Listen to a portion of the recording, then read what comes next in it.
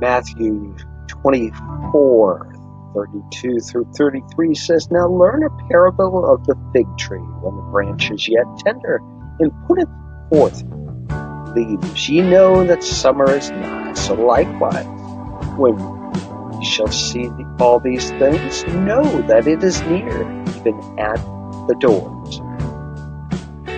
Now, Revelation 3:20 says, "Behold, I stand at the door and knock.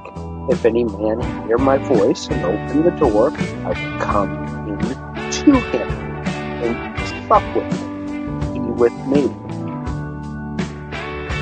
The door in which he's talking about here, I believe, is the door to our souls.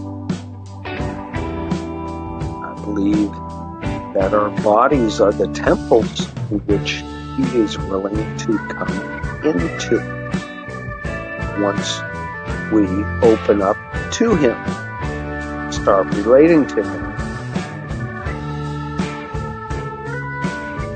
Now notice again, after seeing Revelation 3:20, that this says that it is near, even at the doors. So it's not just one door, it's many doors. I think it's a special number of doors. And that number is 144,000 that's mentioned in Revelation 14:1, that stand on Mount Zion with Yahushua. This is the first group of 144,000, not to be confused with the second group that's mentioned in Revelation 7:3.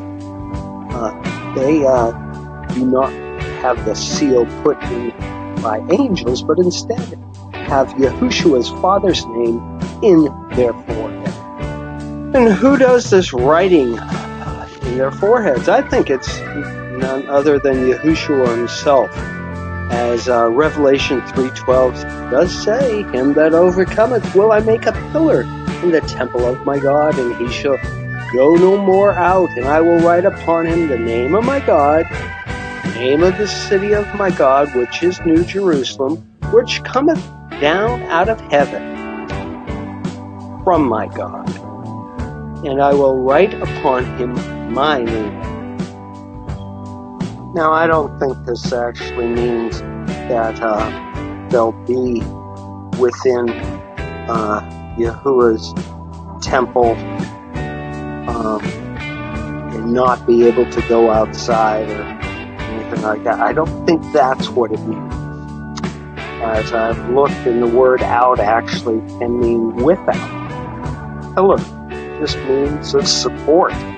So when we look at that verse again, with that new understanding of those meanings of the two words, I think it actually then means, "Him that overcometh, I will make a support to what they're doing." We are also going to be rulers, kings, and priests, and shall go no more without. I think that's basically what that is saying.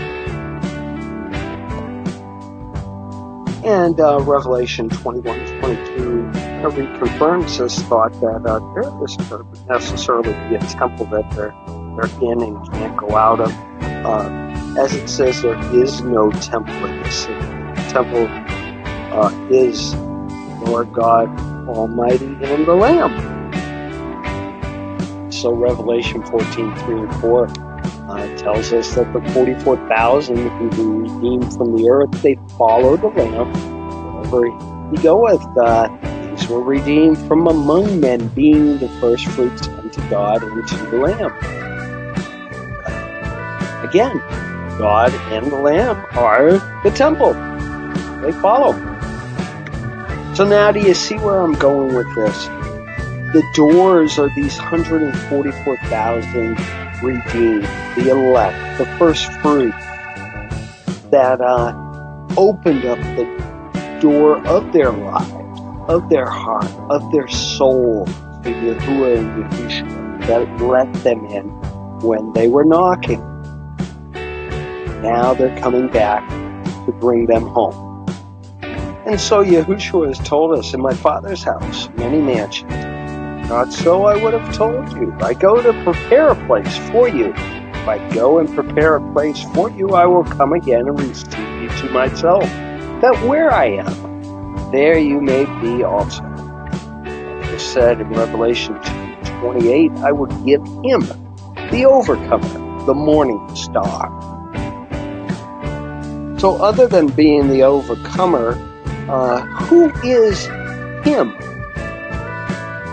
My thought is the him is the same that's mentioned in Revelation 2:27 and 12:5.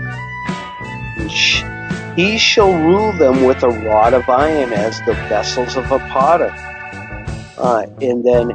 And she brought forth a man-child who was to rule all nations with a rod of iron. The child was brought up to God. She brought forth a man-child. The woman is Mount Zion. Second son, EP. Isaiah 66 tells us, verse 7 and 8, before she travailed, she brought forth. Before her pain came, she delivered a man. She was delivered of a man-child, actually, it says, King James Version. Who has heard such a thing? Who has seen such thing? Shall a land be born in one day? Shall a nation be brought forth in one moment? For as soon as Zion was in labor, she brought forth her children.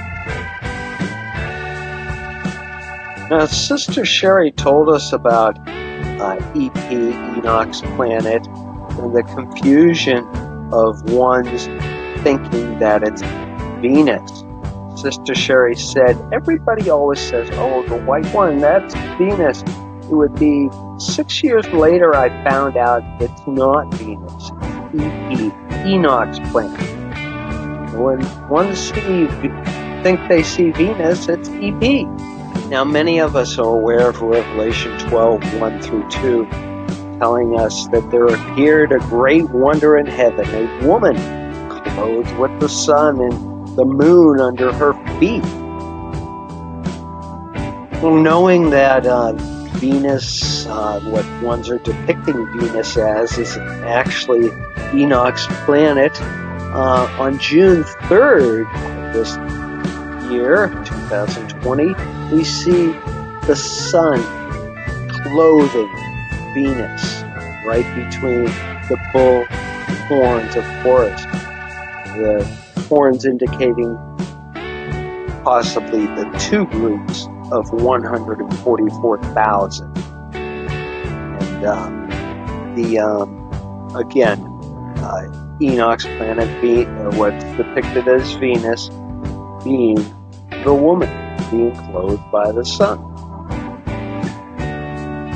And so on June 3rd happened to be the day of Pentecost, the 50th day of the counting of the Yomar, and it first fruits of barley. That was in the middle of the third month on God's calendar, corresponded with June 3rd in the Gregorian calendar. Now, Sister Sherry also said that this planet, what she's been calling EP, what we've been calling EP, what I think is Mount Zion, this planet is what astronomers refers to the sun's brown dwarf star. I often refer to it as the second sun or the twin sun. The star or planet doesn't have its own light, but receives the light of the sun and reflects the light of it, which makes it look like a smaller second sun or star, clothed by the sun. See? Then we see the meaning of Zion in Hebrew, meaning a sunny place, a sunny mountain. And what we didn't see on that day was the moon under her feet, under Zion, that mountain, EP, Enoch's planet, the second sun. We're looking forward to tomorrow, June 19th on the Gregorian calendar, and the 31st day of the third month on God's calendar. We see the moon at her feet, at Mount Zion's feet, Enoch's planet, the second sun, June 19th, the 31st day of the third month. So we're referring back to the verse that says, know that it is nigh, even at the doors. The word nigh means at hand, ready.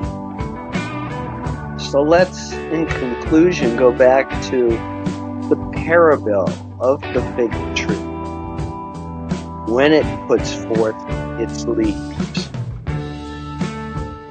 And we do see in Genesis 3:7 initial usage of fig leaves being used to cover themselves after Adam and Eve sinned in the Garden of Eden. And on that same day, on the new moon, on the fourth month, Jubilees 3:32 says that Adam and his wife went forth from the garden.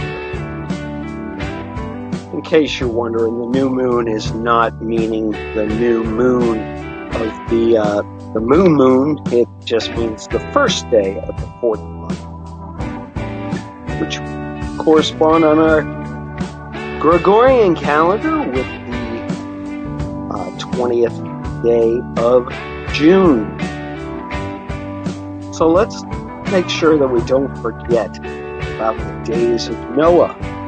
As it was in the days of Noah, so shall the coming of the Son of Man be. And so in the days of Noah, we read in the book of Jubilees 5:34 that on the new moon in the fourth month, first day of the fourth month, the fountains of the great deep were closed and the floodgates of heaven were restrained. I think this could be an indication that might be the timing of when. And I'm thinking that maybe this could be an indication of when Lucifer and his cohorts could be thrown out of heaven, restrained from being able to leave Earth again.